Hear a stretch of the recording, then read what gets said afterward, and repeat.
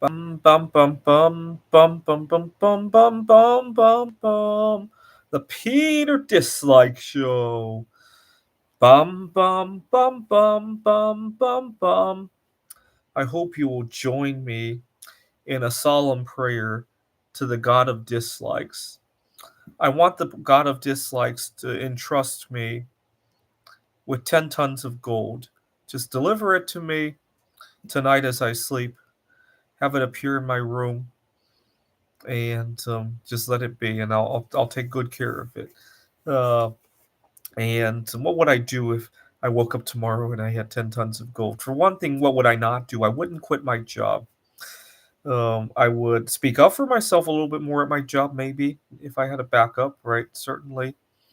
I would also be more equipped to do my job to the best. Right. So what do I mean by that? Well, right now I have two different jobs at two different community colleges, one in Glendale, the other in Apache Junction, and the commute is destroying me. I would probably get a nicer car to make that commute, right? Not nicer in the sense of sporty or show off, but nicer in terms of reliable, right? I would probably uh, buy some better clothing for myself. I sometimes don't dress the best possible. And also, just basic everyday hygiene. Like for example, I only recently got my hair cut. It was my first haircut since Obama was president, if you could believe it. Or I mean Trump. Sorry, since Trump was president, if you could believe it. And I, uh, I I like to be doing that more, right? It doesn't sound like a big deal, but when you're on a one income household, those things introduce a lot of friction into your life, right? Uh, I know a lot of my viewers probably get their haircut without even thinking about it, but it's friction, friction. I can afford it, but friction, right? What else would I do?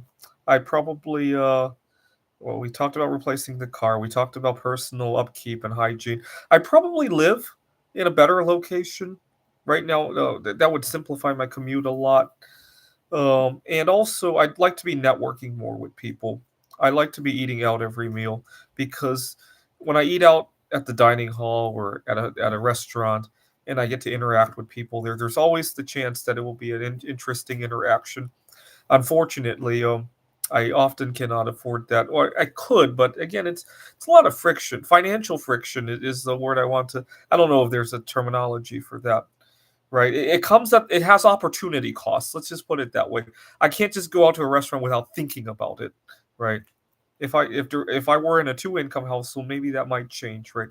But I'd like to be networking more with people. When you go to a restaurant and you interact with somebody, you go to a dining hall, you interact with somebody. There's always the possibility that that interaction could turn into more, right? And I'd like to be having more of those, right? I think they say I read some statistics that 1 out of 1,000 times you have love at first sight, right? So imagine you got to interact with 1,000 people in a given year. That's only three a day, right? And that if I could afford to eat out every day, right, that could then I could run into it, right? And then I would probably make a couple of Buddhas out of gold, right? I just ordered tomorrow it's coming a graphite mold of the Buddha that I can actually pour high melting point metals into. Right, I'll probably do one out of silver, but I can't really afford to do one out of gold just yet. Right. Um, so pray that the God of dislikes entrusts me with 10 tons of gold. Now there are two reasons why I often pray for these nonsensical things. I don't think of them as nonsensical, but it's usually a source of laughter amongst my friends. Hey, did you hear Peter Dislike prayed that he's going to have 10 tons of gold? There are two reasons. Number one, there's a chance it might happen. Nobody knows if the God of dislikes actually exists, right? If you can take 5 minutes out of your day to pray for 10 tons of gold, and there's a 1 in a million, 1 in a billion chance of it happening, why not? Right? It's a funny story to tell. You got very little to lose, and the amount of gain you have is just infinite, right? And second, it lets me practice asking for outlandish things, right? Obviously, nobody believes that the God of dislikes will really give me 10 tons of gold.